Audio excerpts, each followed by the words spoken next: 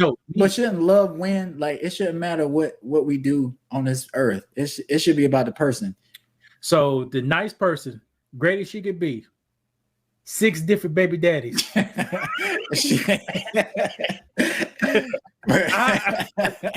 got to deal with it.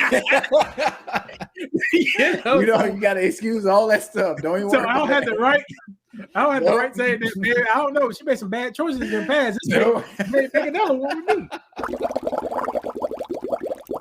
That's what we like. We like ratchet behavior.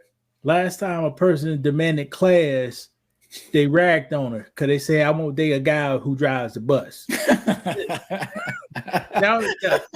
Maybe it was a class issue. She don't want to date a guy who drives the bus. So, but how do you feel about that?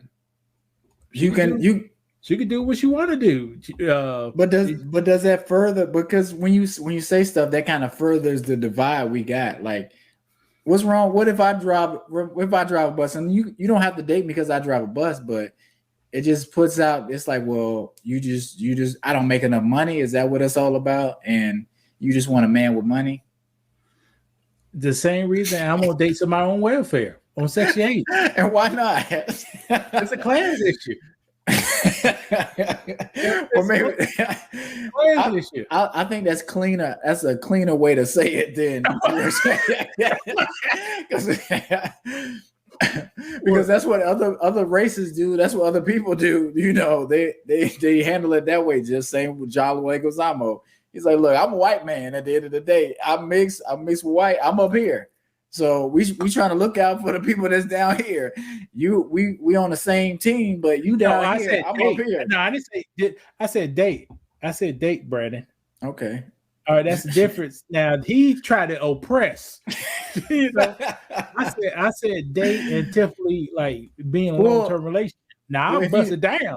Right, but that's what I'm saying. You putting somebody down though. You suppressing them because of their class, like you say, because they're on a program, a government assistant program.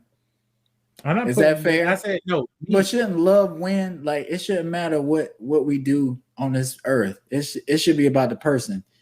So the nice person, great as she could be, 6 different baby daddies. You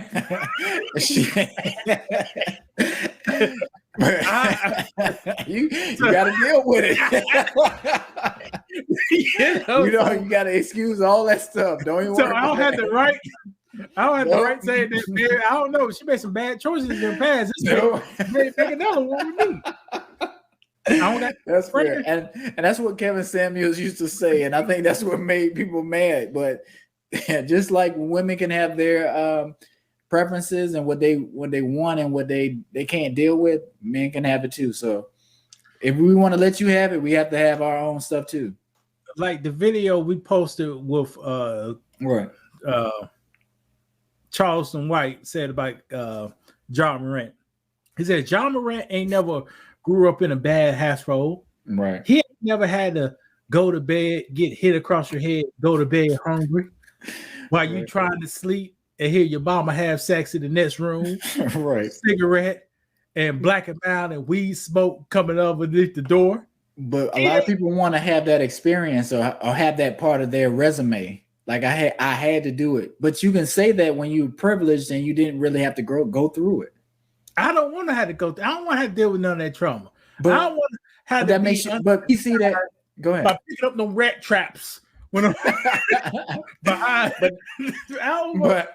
But our culture, we look at black men who had to go through harder times as realer, and I think that's the issue. He wants to be viewed as a real N when he doesn't even have to do that. He can just be a black man who plays basketball well and has a lot of money and is successful. I'm just trying to say sometimes people don't want to date a person with those type of wild backgrounds. You're right. A fine lady, extra fine, pretty, cook well, but she got 6 baby daddies.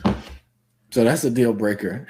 Because people don't understand what that entails. Like that means if you're with that person long term, you're gonna have to deal with at least half of the baby daddies because some of them may not be there, but you're gonna have to deal with the baby daddies and the kids. And all the kids under 10 years old. So they always action on in the house. Always go. And that's a lot. That's financially, that's a lot to deal with. So piss all around the around the commode. Dishes always in the sink. Stuff is always on the floor. Brandon, how many childs you got? I have one. How's that by 6? How will your right? But like you say, you're gonna have at some point you're gonna have a babysitter. So and a couple of them, and some people some kids doing work around the house, cleaning up. All on under 10, Brandon. You see the ages I use. I hear you, but just hang in there a little bit. Kids. As soon as one of them hit 13. 6, 5, 4, 3, and 1. Ain't gonna be enough babysitters come around for all that. Right. And Kendra G has a lot of that on her show, and I think those women don't understand why that men who making 6 figures may have an issue if you have a bunch of kids. Man, I don't want to say this about black people. Black people are some of this uninformed people in the damn world, man. Well, we know what's going on with celebrities. We're informed when it comes to that kind of stuff. Because you said a number. Now I can put this number. Yeah, I can put this number on the screen, Brandon.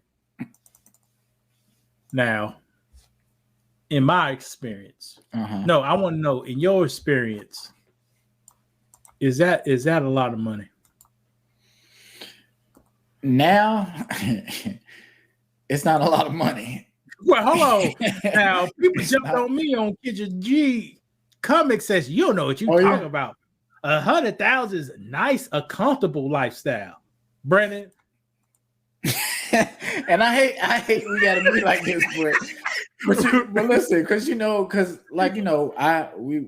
opened a restaurant, we put a lot of money into it.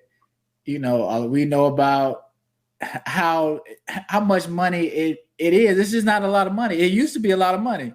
I remember when I was in high school, I was like, man, if I make $40,000 a year, I'm straight. I'm good. Because I know my mom made maybe 50, 60, and we were living pretty decent. So if I could get there out of high school and maybe early 20s, I'll be all right. But there are a lot of issues that's facing the black community, from relationships between mother and father and the failure of passing down standards, integrity, and duty, from the lack of education or the debt load from higher education. Go to school, they say, but no opportunity on graduation day. From incarceration to low-skill occupation that marches in gentrification. Well, the time has come. It's time for a change. My book, From Zero to 200K, will outline the steps I use to change my social and economical status. Learn the steps I took to lower my expenses. Learn the steps I took to increase my income. Learn the steps I took to increase my credit and keep a good credit score. Learn about how I generate wealth. Most importantly, how I got God involved in my life.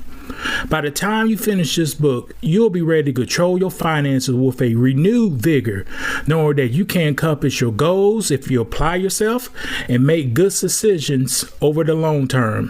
From 0 to 200K with faith, relationships, strippers, jobs, college, hustles, and heartbreak taught me about finance. It's a must read for every black person in America. Hit the link below and let's get to work.